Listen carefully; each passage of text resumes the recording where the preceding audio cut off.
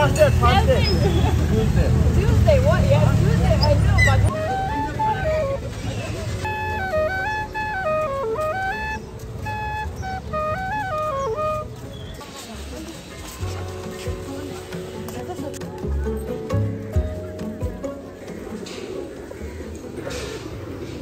Herkese selamlar. Kanalıma, yoluma ve yolculuğuma hoş geldiniz. Dünya turuna bir süredir devam ediyorum biliyorsunuz ve şu anda da Nepal'deyim. Nepal tabi böyle meditasyonun ve meditasyonun baş uygulayıcısı Buda'nın doğduğu ülke olduğundan dolayı tam anlamıyla böyle meditasyonu öğrenmek ve deneyimlemek adına burada bulunan bir inziva programına başvuru yaptım ve kabul edildim. Yarından sonra bu programa gidiyorum. Çok acayip bir oluşum. Dünyanın her yerinde merkezleri var. Türkiye'de bile böyle yılda bir defa sistemi uyguladıkları bir merkez dahi varmış. Şu an Nepal'de ama birçok yerde hemen hemen her gün bir merkez bulabiliyorsunuz bu kampa girebileceğiniz. Bu kamp ne? Size birazcık ondan bahsedeceğim. Abi 10-12 gün boyunca siz bir merkeze giriyorsunuz. Telefonu bırakıyorsunuz. Okuma kitabınızı bırakıyorsunuz. Kaleminizi, defterinizi, teknolojik herhangi bir şeyi bırakıyorsunuz. Tamamen rahat, uygun, kapalı kıyafetler giyiyorsunuz. Çok dar, açık, böyle dikkat dağıtıcı kıyafetler giymek yasak. Çok katı kuralları var. 10 gün boyunca konuşmak kesinlikle yasak. Hiçbir şekilde konuşmuyorsunuz. Sadece günlük böyle yarım saatlik bir size hak tanınıyor. O süreçte öğretmenle sadece geriye katılan diğer öğrencilerle konuşmak kesinlikle yasak. Sadece öğretmenlerle varsa sorularınız onları sorabiliyorsunuz. Onun dışında tabii acil durumlarda falan konuşabiliyorsunuz ama olay bu. Konuşmak yok. Kimseyle göz teması kurmuyorsunuz. Ayrıca bu kurs süresince sabah saat 4'te gongla güne başlıyorsunuz.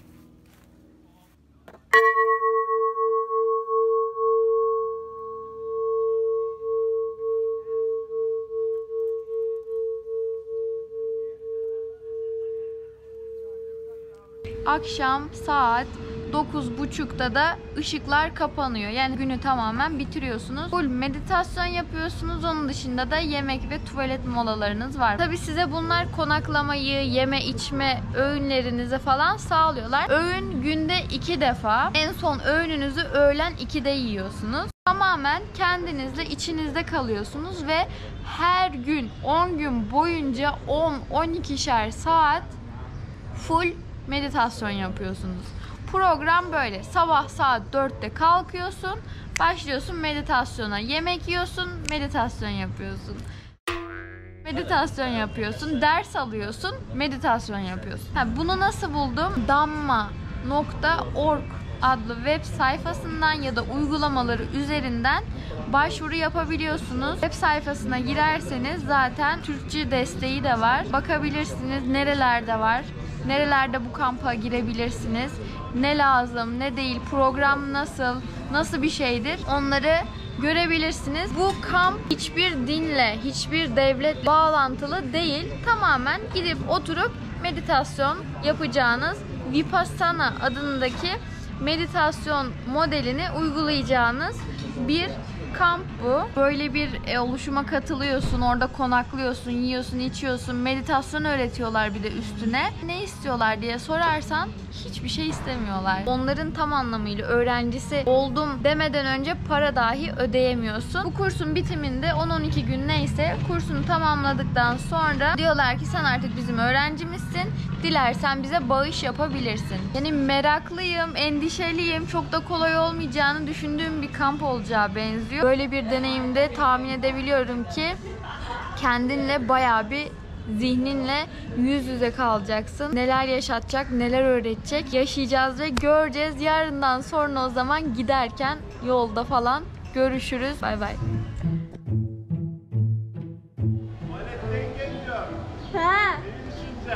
Sağ ol. Oradayken bunu bilmek güzel olacak.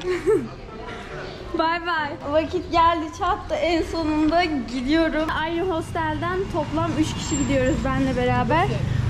Alo. Yeah, that one. Hello. Which one? You see that one? The first super small. Ben ve bu iki arkadaş daha aynı inzivada olacağız ya. Can you check it? I'm not sure about the Lake Narayan. Yes, how can I understand?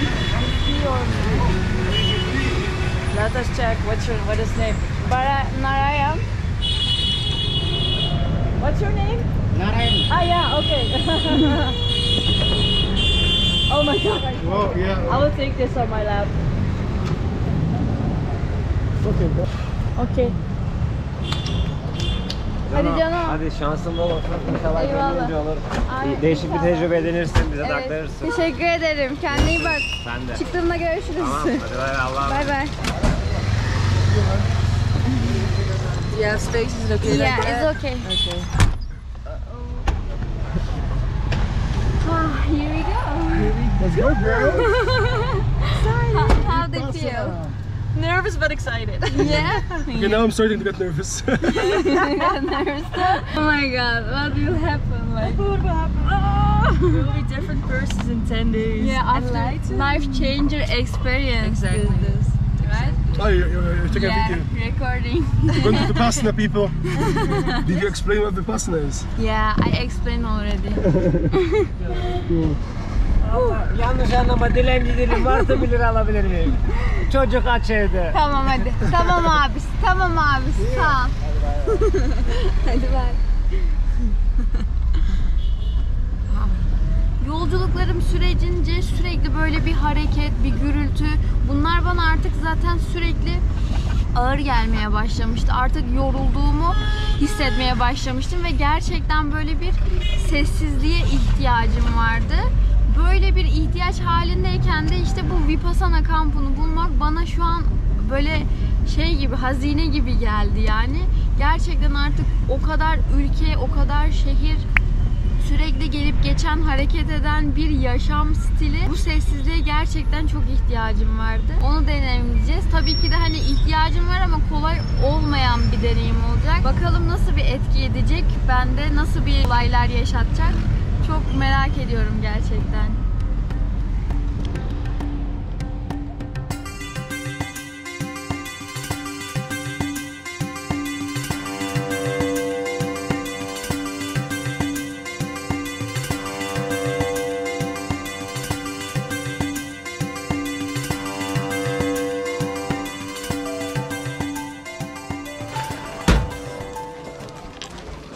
Geldik.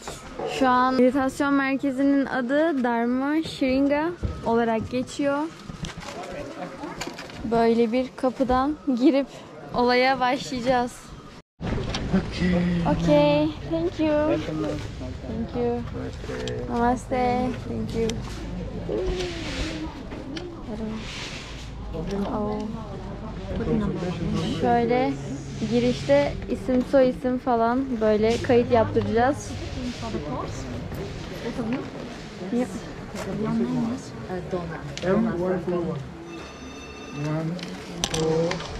Şimdi isim verdim, kayıt yaptırdım. Buradan sonra, şu saatten sonra neyi ne kadar çekebilirim artık bilmiyorum. Tam olarak şimdi telefonu kapatıyorum.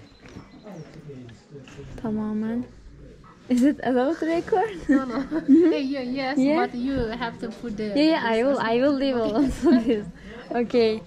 Telefonu da bırakıyorum. Bütün elektronik bilgisayar, tabii ki kamerayı da, her şeyi bırakıyorum.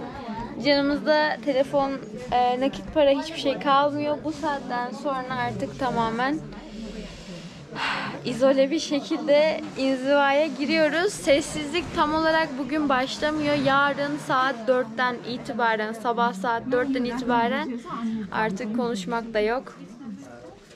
Wow. So excited. Okay. O zaman kapatıyorum kamerayı. Bye bye. Hoşçakalın. Tam burada çok kısa araya girmek istiyorum. İçeride şöyle olaylar gelişti. Her gün sabah saat 4'te uyanıp 4.30'da meditasyona başladık. Ve akşam 9.30'a kadar 10 saat meditasyon dışında birer saatlik yemek molaları artı işte böyle 5'er 10'ar dakikalık meditasyon aralarında bazı molalarımız oldu. Onun dışında da her gün Böyle 1-2 saatlik bazı konuşmalar dinledik. Gerçekten epeyce zorluydu. Hatta beraber geldiğimiz arkadaşım Donna 3. günündeyken falan bana çıkmak istediğini söyledi. Konuşmamız normalde yasaktı. Gelip bana konuşmaya kalktığında hemen etrafımıza orada çalışan insanlar falan geldi. Konuşmanız yasak, lütfen ayrılın diyerekten bizi ayırdılar. Onun dışında ben hiç kimseyle, hiçbir öğrenciyle hiçbir şey konuşmadım. Böyle 2. 3. gününüzde artık ağrılarınız başlıyor. Çünkü sürekli oturuyorsun, sırtın ağrıyor. Dik durmak zorundasın. Eğiliyorsun, ağrıyor, kıçın ağrıyor, başın ağrıyor, ağrıyor. Yani öyle şeyler oluyordu. Deneyim boyunca içerideyken sürekli böyle bu yaşananların çok saçma olduğunu ve ben burada ne yapıyorum? Buradan çıkıp gitmeliyim. Bunlar ne saçmalıyor? Biz burada ne yapıyoruz falan gibi böyle değişik psikolojilere girip çıktım sürekli. Bunlar dışında meditasyon sürecince ne yaptık? Böyle nefesimizi izledik. Ondan sonra bedenimizde taramalar yaptık. Yani zihnimizi bedenimizin üzerine böyle odakladık. Ve zihnim öyle bir keskinleşmişti ki artık şurada atan damarımdan tut da ne bileyim nefesimin o akışı, parmak uçlarımda atan damarlarım, kolumdan geçen o kan, hani o kadar böyle zihnim keskinleşmişti ki sürekli böyle konsantre olduğumuzdan dolayı zihnin öyle bir keskinleşiyor ki artık daha önce vücudumda hissetmediğim birçok şeyi, olan olayları, hareketleri hissetmeye başlıyorsun. Bana böyle 4. günümdeyken bir anda çok enteresan böyle bir elektriklenme hissettim vücudumda meditasyon sırasında. Değişik bir hissiyat. Hani onu size anlatmam kolay değil ancak deneyimlemeniz gerekir. 7. günde daha enteresan bir şey oldu. Böyle nasıl anlatayım size? Meditasyon sürecinde öyle bir hale geldim ki zihnimin içine çekilip zihnimde böyle formsuz bir bedende, ya beden demeyeyim de formsuz bir hal aldığımı, zihnimin içinde yaşayan o benin formsuz halini deneyimledim. Dünyada, bu uzay zamanda, bütün bu boşlukta tamamen formsuz bir halde var olduğumu deneyimledim. Bir anlık sürdü. Ne yapacağımı bilemedim. Böyle korkuttu, sevinç hissettirdi, değişik şeyler hissettirdi. O da acayip bir deneyimdi. Ayrıca aldığım çok radikal bir karar oldu. O da artık hayvan eti yememek. Yani tavuktur, ettir, balıktır. Bu tür şeyleri, yani ölmüş bir canlının bedenini kendi bedenime almanın bana göre olmadığını, bana iyi hissettirmediğini fark edip o bilince ulaşıp o andan itibaren aldığım o kararla ölmüş bir canlının bedenini bedenime sokmamaya karar aldım. Böyle bir kararım oldu. O zamandan beri et, tavuk, balık hiçbir şey yemiyorum artık. Gibi böyle şeyler oldu içerideyken. Daha bir sürü şeyler oldu ama hangi birinin neyi ben size buradan nasıl aktarabilirim bilmiyorum. O yolu yürümenin nasıl bir şey olduğunu ben size anlatabilirim ama siz o yolu yürümeden o yolu yürümenin nasıl bir şey olduğunu anlayamazsınız. Ben ne kadar anlatırsam anlatayım. Neyse, videonun bu kısmından sonrası içeride geçirdiğim 10 günlük sürecin hemen sonrası. Tam olarak kursun bitiminden sonrasına devam ediyoruz şu anda. Videoya devam. Hadi bakalım. Daha tam şu anda kamerayı elime alabiliyorum. Size birazcık içeriği göstereceğim. Bizim kaldığımız yerden başlayacağım. Buradan kadınlar bölümüne giriyoruz. Bu taraf erkekler ve bazı işte meditasyon salonları var ufak. Asıl ana meditasyon salonu bizim kullandığımız yer şurası. Bu taraf erkeklerin girişi. Bu taraftan hiç girmedik daha önce. Burası, bu bölge erkeklere aitti. Buradan kadınlar bölümüne giriş yapıyoruz. Tam böyle 10 günüm falan burada geçti. Şurada görebilirsiniz zaten kadın bölümü diye ayrılmış. Burada böyle 10 günümü geçirdim. 10-12 gün kadar totalde işte buradaydım. Ne hiç dışarıya çıkmadım, hiç konuşmadım. Şu şekilde binalar var, konaklama yerleri. Ah, maymunlar vardı. Ziyaretimize geliyorlardı. Şu çöpü devirdi bak. Manyak. Böyle maymunlar falan vardı işte. Arada ziyarete geliyorlardı. Monkey Queen. Monkey Queen. Did you say hi to your friend? Oh, hi, nice to meet you. I love you. Oh, it's so cute. How was your experience? Tell me. Hello, I'm Mary. Sorry for my English is not so good. It is okay. Oh, thank you. It was a very good experience. I think, yes, I think it really can change my life with other things too, like positivity. But it was really hard. But I think all the students will say that up and down, up and down. Yes. But we really are touched in the heart, and I enjoyed the experience. How was the hardest part for you? Other thing was to see in myself what I was doing wrong, and before I don't know it was wrong for me. And when I see it, I see my responsibility, and I see I have to change. And sometimes I feel like I'm crying because it's like it's quit my body, and it's normal. The teacher say when we do something like hard like this, you have to get it out. out. Yeah, we have to take it out. But the hardest thing was this, to see my responsibility. But it's the best thing too, because now I see my responsibility, I can change. Wow. Thank you. Bye bye fan. Tam olarak burası bizim kadınlar bölümünden giriş yerimiz işte. Meditasyon salonuna. Meditasyon ve programlar bittiği için şu anda içeriye giriş yapamıyorum. Ama böyle bayağı geniş bir alan. Ortada sadece böyle totalde 200 kişiydik, kadın erkek aynı anda. Muhteşem bir sessizlik. Hiçbir şekilde ses yok. Hiç kimse hiçbir şekilde konuşmuyor. Öylece oturup saatlerce meditasyon yaptığımız bir alandı burası. Hemen şurada bir tane daha büyük bir meditasyon alanı daha var ama orayı hiç kullanmadık. Bu arada burada falan böyle sessizliğin içinde insanlar, kadınlar burada oturuyorlardı. Buradan gelip gidip yürüyenler, aynı böyle cezaevi gibi bir ortam vardı açıkçası. Hatta cezaevinden bile çok daha zorlu bir deneyimdi. Yani o kadar kolay değil, hiç konuşmuyorsun.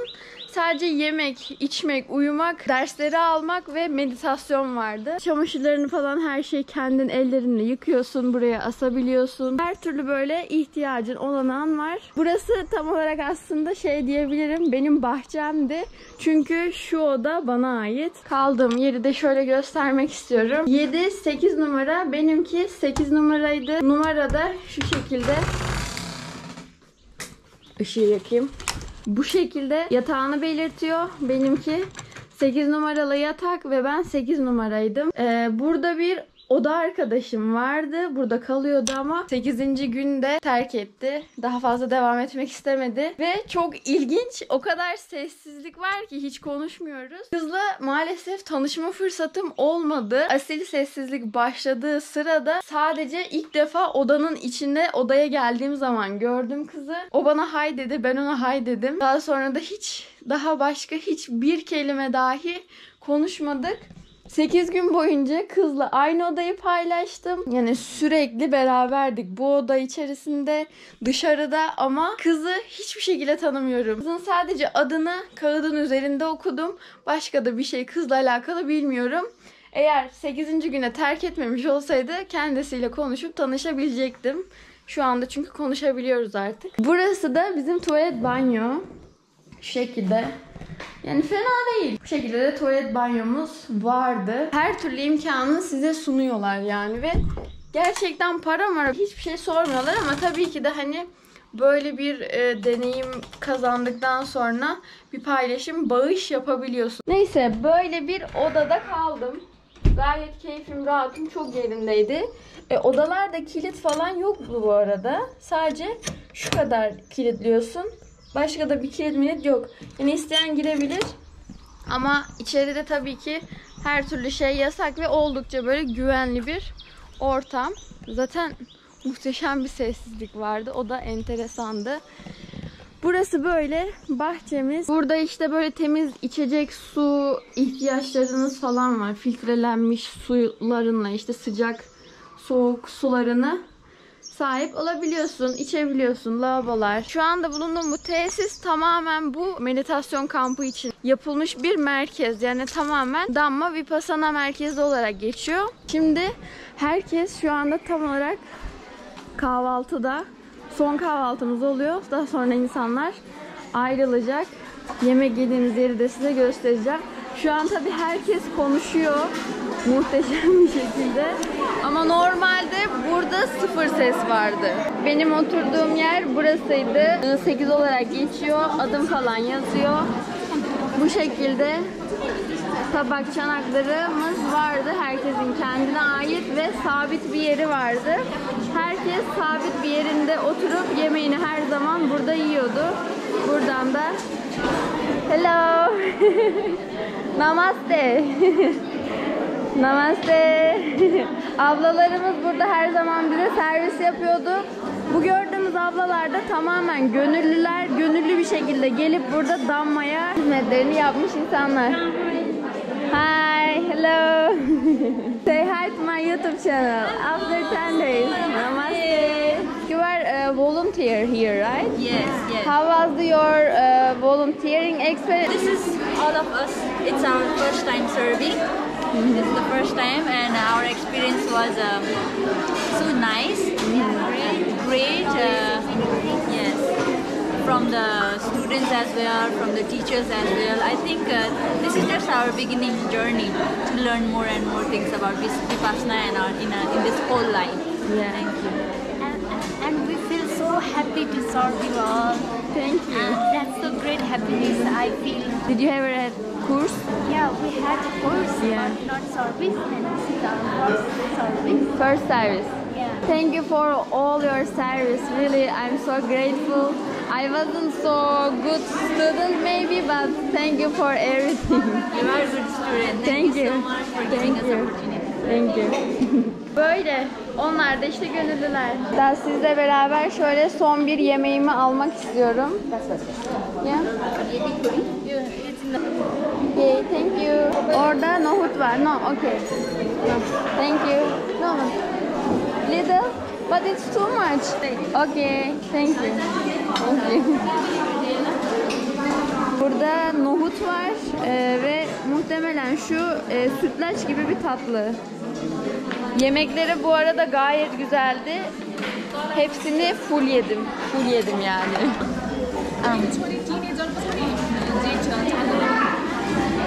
Yemek harika bu arada. Aynen bu şekilde 10 gün boyunca sessiz bir şekilde yemeğimi yedim, suyumu içtim, uyudum, kalktım, meditasyon yaptım. Full bir sessizlik vardı. Ama sessizlik aslında şöyleydi.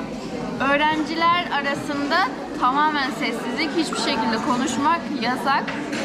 Ama herhangi bir sorunun olduğunda veya aklına takılan bir soru olduğunda herhangi bir durumda çalışanlarla veya da öğretmenlerle konuşabiliyorsun ve onlara sorular sorup işte ihtiyaçlarını belirtebiliyorsun. O konuda bir sorun yok. Ama öğrenciler arasında aşırı sessizlik olmak durumundaydı. Ama sessizlik olması iyi. Sessizlik olmasaydı bu ortam gerçekten çok garip bir hal alabilirdi.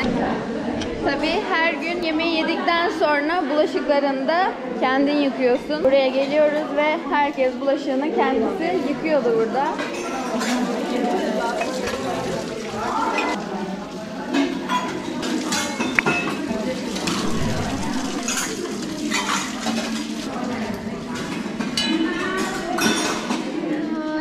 Böylelikle çantamızı yükledik. Gemimizi bu limandan da alma vakti geldi. Vay be. Ne deneyimdi ama. Böyle bir deneyimdi işte. Ve tam olarak şu an çıkıyorum. Where was the bus?